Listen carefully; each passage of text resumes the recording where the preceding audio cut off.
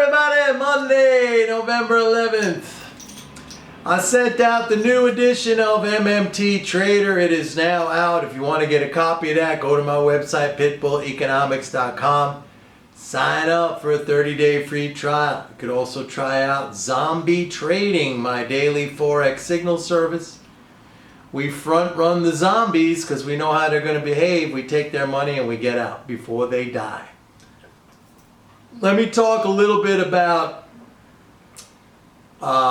first of all, I want to mention, as if you do not already know, I am the only one who has an applied approach to MMT. I take the concepts and understandings of MMT and I apply that to investing and trading. Nobody else does that. Right? There are a lot of MMT academics out there. They talk about MMT concepts and understandings, but they are not actively trading in the markets. They don't teach that. They don't teach mental game. There's a lot of things they don't do. Okay? And believe me, I know all the top people in MMT. I've been associated with them since 2001, or I've known them since 2001, so that's a long time. I'm the only one who does this. I want to bring your attention back to something maybe some of you recall if you have been a follower of my videos for any length of time. Let's go back. Let's go back to March, April, May, June. Now, you may recall in that time period there was a very extreme and in some cases historic decline in interest rates, not just here in the United States but really globally, and we had this gigantic bond market rally. Now at that time, you may also recall this, that the narrative out there in the media and among analysts was that this was a precursor, this was a forecast of a recession, and some people were even saying imminent recession. Now you know, I had the opposite point of view. I stated that numerous times on these videos. As a matter of fact, I said if we do go into recession, feel free to throw as much criticism at me as you want, because I would deserve it, right? But more importantly, at that time, not only did I say there was not going to be a recession, and you know, I gave reasons for this. I said if you look at the fiscal flows, the government spending over $5 trillion a year, very hard to, you know, think about recession when the government is spending that quantity, that magnitude of money. And the other things we were looking at credit demand was accelerating. I was talking to you about tax deposits, which went from negative year over year to like enormously positive year over year. Employment and withholding tax deposits, total tax deposits, corporate taxes, all that stuff. So we had a lot of indicators. We looked at gasoline demand, we looked at this, you know, all that stuff. I gave you reasons. But I want to go back and revisit something which was very unique from my analysis. I mean, you did not hear that anywhere else, and if you have been following me for any length of time, when I tell you this right now, you're going to remember what I said. And I said back in those months that what was happening in the bond market with the collapse in yields and the rise in bond prices was a result of the debt ceiling. The debt ceiling at that time constraining or precluding, you know, the ability of the Treasury to sell securities, U.S. Treasury bonds and notes and that sort of thing. And I said that was creating a shortage of the world's most important collateral, U.S. Treasuries, at a time when the Federal Reserve was bringing reserve balances down, reserves being tier 1 assets of banks, and the banks had to replace those tier 1 assets with other tier 1 assets namely treasuries. So you had this perfect storm, if you will, of the debt ceiling prohibiting the sale of new treasuries and the banks needing to acquire treasuries to replace tier 1 assets, those being reserves that the Fed was draining away.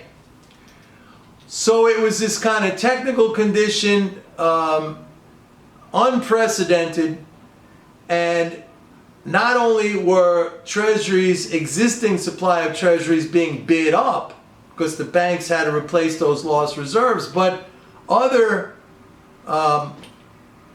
low risk or no risk assets like foreign bonds, they were being bid up as well. Japanese bonds, euro denominated bonds, even some of the periphery and stuff like that. So interest rates collapsed because the debt ceiling made it impossible for the U.S. Treasury to supply the global financial system with treasuries. Now, and I made that perfectly clear, and I think that explanation that I just gave you should be perfectly clear. But I said at the time, as soon as the debt ceiling issue was resolved, you would see a snapback in yields reflecting essentially the reality of the fundamentals right now, which is we're not having a recession. The economy is growing around 2%. We have very low unemployment. We even have some signs of inflation creeping in, wage inflation. And so that is exactly what has happened. Since the suspension of the debt ceiling at the end of July, we have seen yields go back up, and this has occurred despite 3 rate cuts by the Fed. Yields are going up. And they're going up precisely for the reason. Now look, folks, nobody else was talking about this. Let's be honest. Nobody, none of the other MMT people were even talking about this. And as a matter of fact, one of the biggest MMT guys, he's been bearish on the economy for 4 years. I don't even think he pays any attention to the very MMT understandings that he, adheres to. I was the only one. So you got to give credit where credit is due. You have to give credit where credit is due. And again, nobody provides you with this kind of insight. Nobody provides you with this kind of insight. Not to mention the mental game stuff that I talk about. I mean, I'm here trying to help you people. I would love to help you. Come aboard. Go to my website, pitbulleconomics.com. Sign up. Learn something. Like I said in a previous video, for people who say, well, I just can't use that information, I mean, that is exactly the same thing as saying, I don't need knowledge, I don't need understanding, I don't need the proper behavior, mental game, right? I don't need all of those things. What I need is guessing, randomness.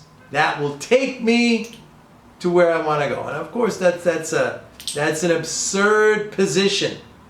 That's an absurd position.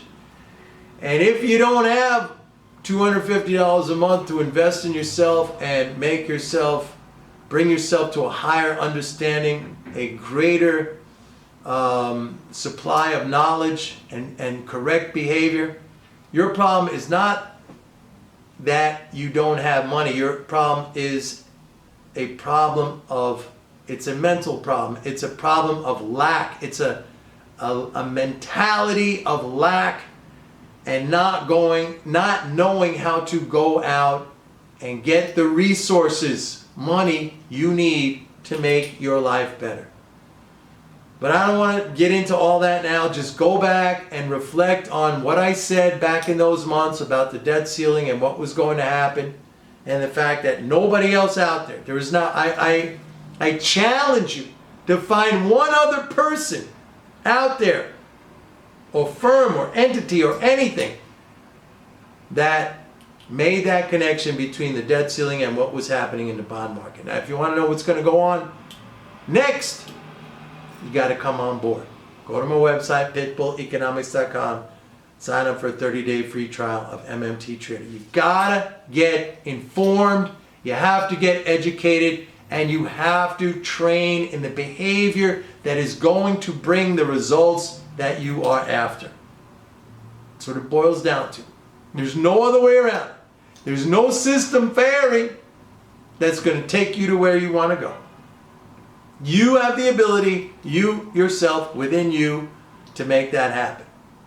Nothing externally is going to make that happen. All right, everybody. See you tomorrow. Bye-bye.